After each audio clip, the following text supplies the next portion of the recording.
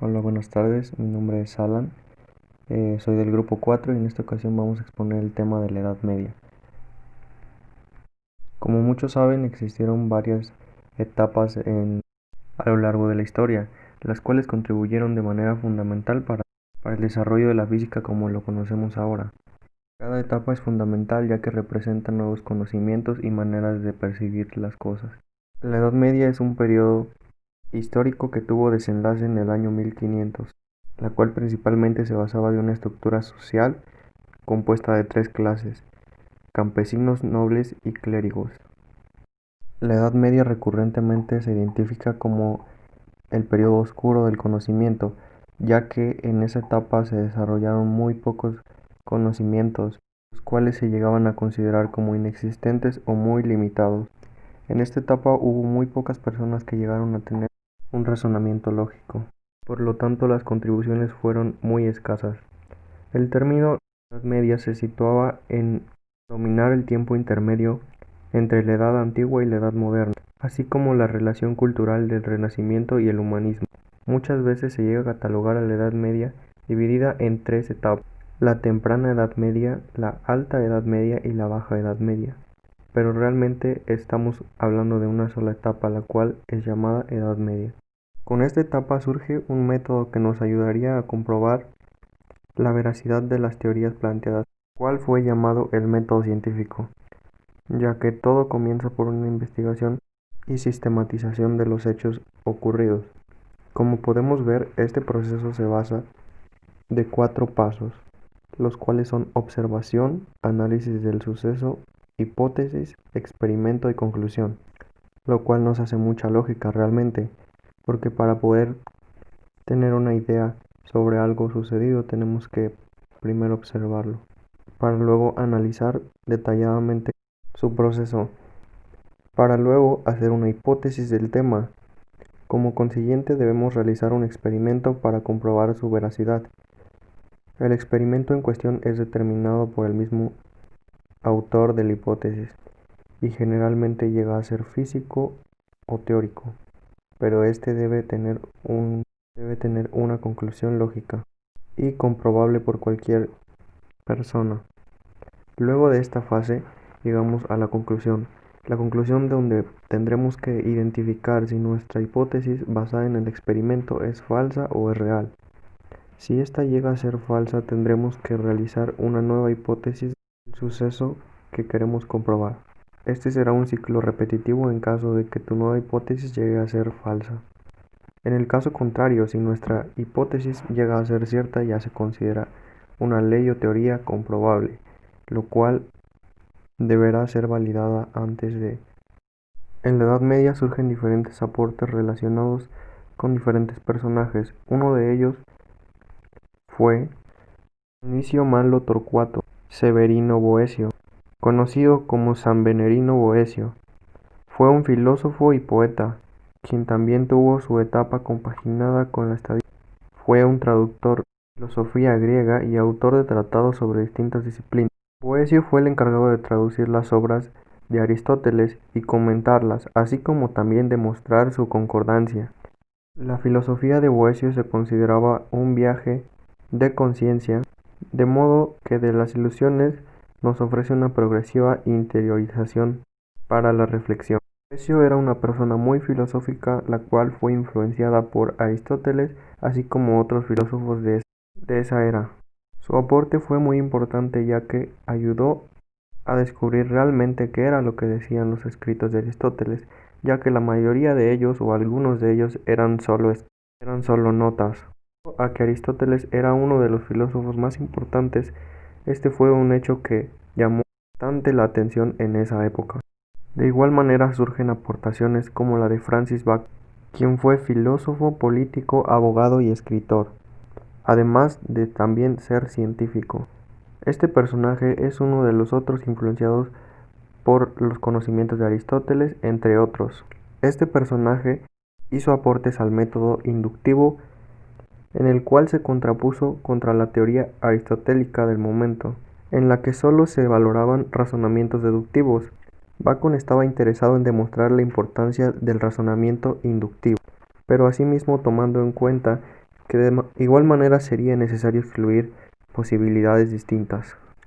El método inductivo se conforma de tres pasos. La observación, que es como primer método, que consiste básicamente en tomar información y recabarla para poder plantear una teoría. En el segundo se establecen los patrones posibles.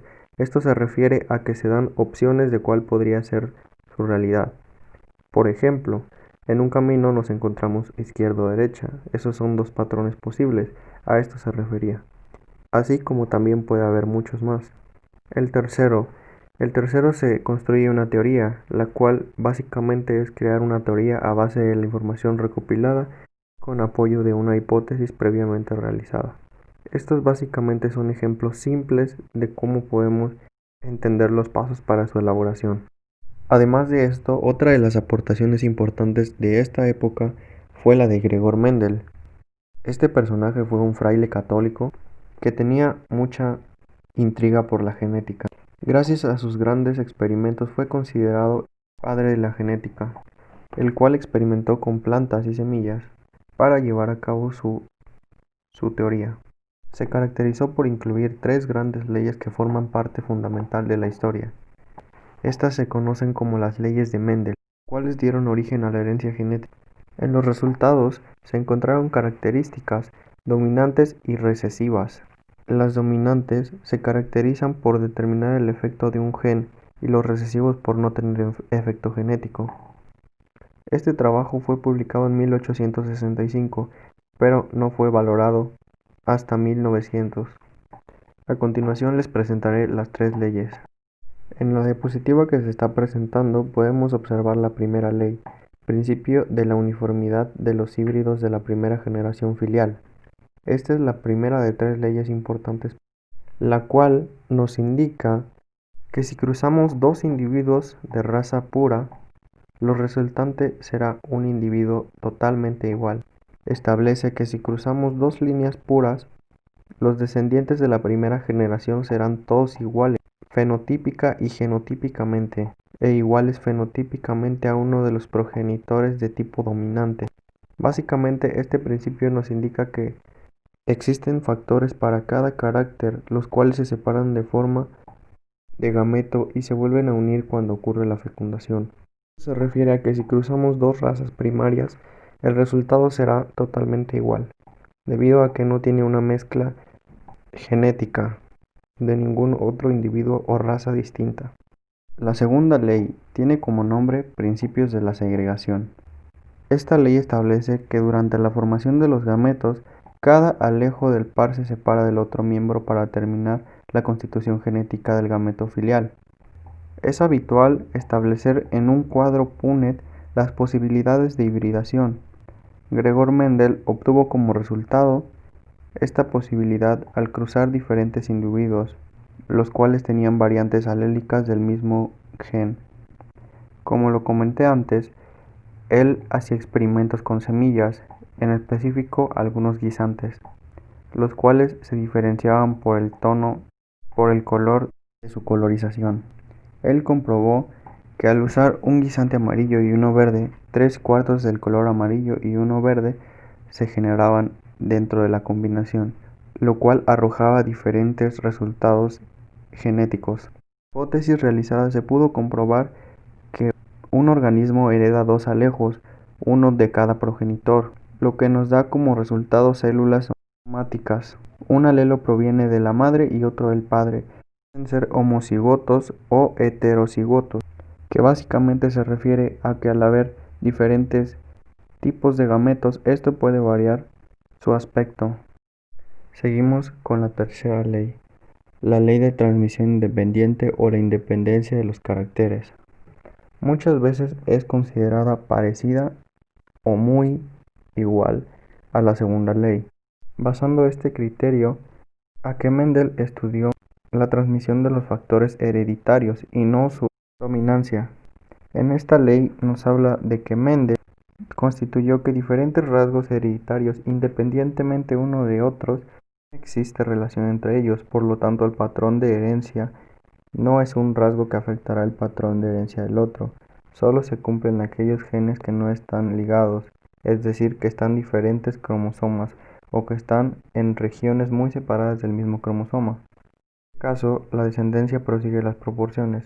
Utilizó como representación letras, las cuales ocupaba como referencia. Cada letra representaba una característica y la dominancia por la mayúscula y minúscula. Mendel trabajó este cruce de guisantes en los cuales caracterizaba que él observaba el color y la rugosidad de la superficie. Se encontraban los cromosomas separados. Observó que los caracteres se transmitían independientemente unos de otros. Esta ley, sin embargo, deja de cumplirse cuando existe vinculación de dos genes. La tercera ley es considerada por muchos inexistente, ya que a su pensamiento es muy parecida a la segunda y no tendría por qué estar. Sin embargo, representa un conocimiento e investigación que no es falso. Por lo tanto, sus diferencias pueden ser muy pequeños, pero a fin de cuentas es eso, son diferencias que caracterizan sus leyes.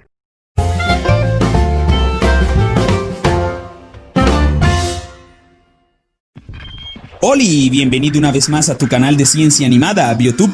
Y en esta ocasión, transmitiendo en vivo y en directo desde el aula de clases, examinaremos juntos el camino que condujo a Gregor Mendel a sus descubrimientos. Así que, ¡comencemos!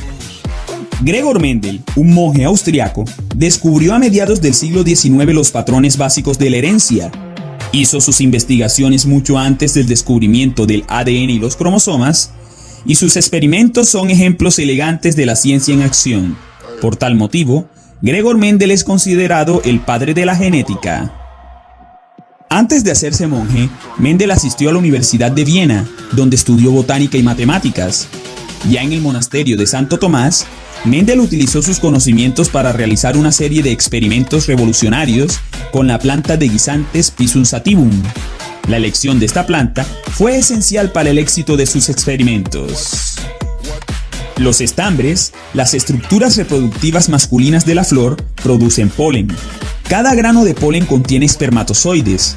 La polinización permite que el espermatozoide fecunde al gameto femenino, el óvulo, que se encuentra en el ovario, en la base del carpelo, que es la estructura femenina de la flor. Los pétalos de la flor de guisante envuelven todas las estructuras internas para evitar que entre el polen de otra flor. Así, cada flor de guisante suministra normalmente su propio polen, de tal forma que los óvulos de cada flor son fecundados por el esperma del polen de la misma flor. A este proceso se le llama autopolinización. Aunque normalmente las plantas de guisante se autopolinizan, los cultivadores de plantas también pueden aparear dos plantas de forma manual, mediante un procedimiento que se conoce como polinización cruzada. En la polinización cruzada, se separan los pétalos y se eliminan los estambres para impedir la autopolinización. Al espolvorear el extremo pegajoso del carpelo con polen de plantas que han seleccionado, los cultivadores logran controlar la polinización. De esta forma, es posible aparear dos plantas para ver qué tipo de descendencia producen. Valiéndose de la polinización cruzada, Gregor Mendel cruzó una planta de guisante de flor blanca con una de flor púrpura. Esta fue la generación parental, identificada con la letra P. Cuando cultivó las semillas resultantes, Mendel encontró que toda la progenie de la primera generación produjo flores de color púrpura. ¿Qué le había ocurrido al color blanco? Las flores de la primera generación, también llamada primera generación filial o F1, eran de un color púrpura tan intenso como el de la planta progenitora. El color blanco parecía haber desaparecido de la progenie F1. Mendel permitió entonces que las flores F1 se autopolinizaran, recolectó las semillas y las sembró. En la segunda generación o F2, alrededor de 3/4 partes de las plantas tenían flores de color púrpura y 1/4 parte flores blancas. Las cifras exactas fueron 705 púrpuras y 224 blancas, es decir, una proporción de 3 púrpura a 1 blanca. Este resultado demostró que la capacidad de producir flores blancas no había desaparecido, sino que solo había quedado oculta. Luego Mendel permitió que las plantas de la generación F2 se autopolinizaran y produjeran una tercera generación o F3. Descubrió que todas las plantas de la F2 de flor blanca tuvieron progenie o descendencia de flor blanca, es decir, eran de raza pura. Hay 3 pasos principales para realizar con éxito un experimento en el campo de la biología. Elegir el organismo idóneo para el trabajo, planear y ejecutar correctamente el experimento y analizar los datos en la forma adecuada. No cabe duda que Mendel fue el primer genetista en llevarlos a cabo, y esto le permitió establecer 3 principios fundamentales en el campo de la genética, conocidos como las leyes de Mendel, las cuales analizaremos con más detalle en otra oportunidad. Y bueno, esta ha sido mi exposición sobre el tema en la Edad Media. Espero que les haya gustado y muchas gracias por su tiempo.